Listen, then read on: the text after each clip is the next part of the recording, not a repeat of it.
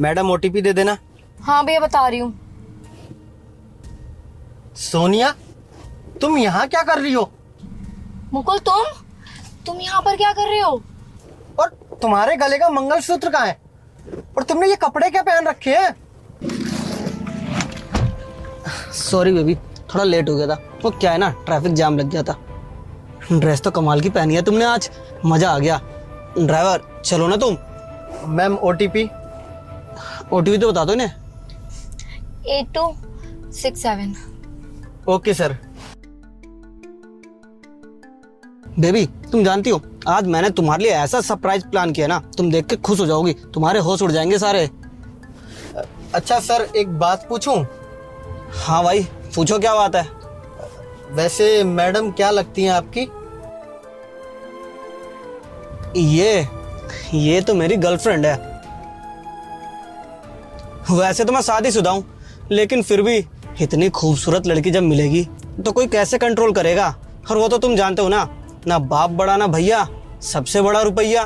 तो बस पैसा होना चाहिए, उसके बाद तो बीवी के अलावा कितनी भी गर्लफ्रेंड रखो कोई कुछ नहीं बोलता, क्यों है ना?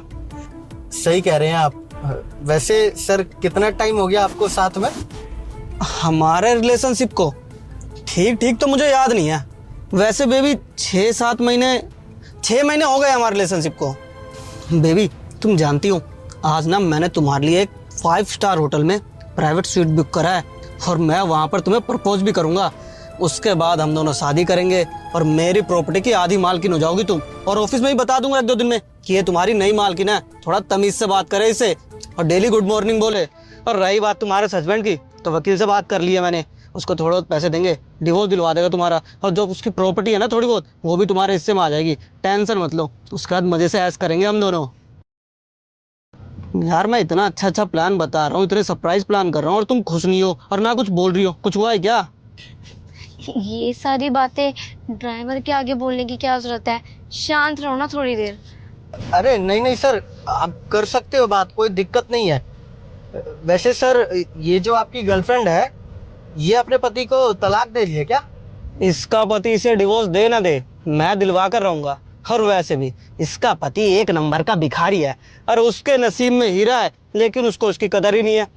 और हीरे की असली कदर ना जोरी को ही होती है, और मैं ठहरा जोरी, तो अब मैं इसे अपनी पलकों पर बैठा के रखूंगा, रानी बना के रखूंगा इसे, अपने घर की रानी। गैर लोगों से बातें करने की कोई जरूरत नहीं है। और तुम काम करो ना, अपना गाड़ी चलाने पे ध्यान दो। भाई मुझे तो लगता है ना तुझे हम दोनों की स्टोरी में कुछ ज्यादा इंटरेस्ट आ रहा है, इसीलिए तू ड्राइविंग पर ध्यान ना देकर हमारी बातें सुन रहा है। एक काम कर, तू अच्छे से ड्राइविंग कर, मैं यहाँ थोड़ा बिजी हूँ, समझा? वैसे सर, आपको नहीं लगता कि आप गलत कर रहे हो? आप शादीशुदा हो ना, और आप अपनी बीवी को धोखा दे रहे हो। और ये मैडम, ये भी शादीशुदा है, ये अपने पति को धोखा दे रही है। अरे ओए, तेरे को बोला ना तू अपनी ड्राइविंग पर ध्यान दे, और अगर तूने दोबारा मुझे डिस्टर्ब करा ना तो तेरी कंप्लेन कर दूंगा कंपनी में, समझा? चुपचाप से गाड़ी चला। अरे मैं कहती हूँ ये ना कैब ही कैंसिल कर देते हैं, कोई दूसरी कैब कर लेते हैं। क्या बेबी तुम भी ना क्यों परेशान हो रही हो? बस थोड़ी दूर रह गया है, पहुंचने वाले हैं। उसके बाद मैंने बताया ना, सीट बुक कर रखा है तुम्हारे लिए, मजे ही मजे। थोड़ी देर सब्र कर लो बस। भैया बस आगे से लेफ्ट ले लेना, यही वाला होटल है। अरे भाई बोला लेफ्ट लेने के लिए, आगे क्यों ले जा रहे हो? अरे मैंने बोला ना आगे से लेफ्ट था, आगे कहाँ ले जा रहे हो? रोको। गाड़ी से नीचे आओ। ये तो बदतमीजी कर रहा है, इसको मैं बताता हूँ। उधर जाओ बेबी।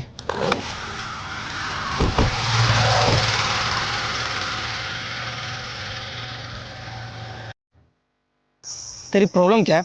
जब मैंने तुझे बोला कि होटल के आगे गाड़ी रोक, तू गाड़ी यहाँ लेकर क्यों आ गया? अरे समस्या तो ये बताएगी, क्योंकि ये तेरी कोई गर्लफ्रेंड नहीं है, मेरी वाइफ है। और तुम्हें शर्म नहीं आई? तुम मुझे धोखा दे रही हो। अरे हमने लव मैरिज की थी, भाग के शादी की थी ना हमने। तुमने ही कहा था कि मम्मी पापा मान नहीं रहे हैं, भाग के शादी कर लेते हैं। मैंने की ना तुमसे भाग के शादी, और फिर भी तुम मुझे धोखा दे रही हो। तुम्हें शर्म आनी चाहिए थी। मैं तुमसे इतना प्यार करता था, मैंने तुमसे कई बार पूछा कि तुम कहाँ रहती हो रात में, लेकिन तुमने मुझे ये बोला कि मैं काम के चक्कर में बाहर चली जाती हूँ, और तुम इसके साथ अपना चक्कर चला रही हो। अरे तुमसे घटिया लड़की ना मैंने कभी नहीं देखी है। और तुझे शर्म नहीं आई? अरे तू अपनी बीवी को धोखा दे रहा था ना, वो तो ठीक था, लेकिन तू अपने साथ साथ किसी और का भी घर खराब कर रहा है। अरे तुझे शर्म आनी चाहिए थी। ये पैसों का ज्यादा घमंड है ना तुझे। अरे जिस दिन तेरी बीवी ना तुझे ऐसे चीट करेगी तब तुझे पता लगेगा कि धोखा क्या होता है। भाई तेरी प्रॉब्लम क्या है? और वैसे भी जरूर तेरे ही अंदर ही कुछ दिक्कत होगी, तभी इतनी अच्छी वाइफ तुझे छोड़कर मेरे साथ घूम रही है। और वैसे भी जब तू उसकी जरूरतें नहीं पूरी कर पाता है तभी ना वो मेरे पास आती है। तू पहले खुद को देख। सही कह रहा है भाई तू। जब अपना ही सिक्का खोटा हो ना तो किसी और को क्या ही बोले। मैं बहुत दिनों से ओवर थिंकिंग कर रहा था, लेकिन अब पता लगा कि मैं सही था। ये मुझे धोखा ही दे रही थी। मुकुल, आई एम सॉरी, मुझे माफ कर दो। अरे ये तो अच्छी बात है ना, जब तेरे पति को सब कुछ पता ही चल चुका है तो जल्दी डिवोर्स हो जाएगा। और हम यही तो चाहते हैं ना कि तेरे पति से तेरा डिवोर्स हो जाए और मेरे साथ रहे। सर प्लीज आप यहाँ से जाइए। मेरी लाइफ में वैसी बहुत सारी प्रॉब्लम्स हैं और मुझे कोई डिवोर्स नहीं चाहिए। मैं अपने पति को डिवोर्स नहीं देना चाहती। अच्छा, तो अब तू इसके लिए मुझे छोड़ रही है? ठीक है, तो फिर कल से नौकरी पर आने की जरूरत नहीं है। You are fire. मैंने तुम पे भरोसा किया था। अरे ट्रस्ट करता था मैं तुम पे, लेकिन तुमने क्या किया? मुझे धोखा दिया। अरे लोग सही कहते हैं, प्यार कितना भी गहरा हो लेकिन पैसे के आगे ना कुछ नहीं है, बिक ही जाता है। और हाँ, डिवोर्स के पेपर ना मैं तुम्हारे घर भिजवा दूंगा। मुकुल मुझे माफ कर दो। मैं मानती हूँ मैंने जो गलती की है ना वो माफी के लायक नहीं है, पर मुझे प्लीज एक आखिरी मौका दे दो। मैं दोबारा तुम्हें कभी धोखा नहीं दूंगी। मुकुल मेरी बात तो सुनो मुकुल।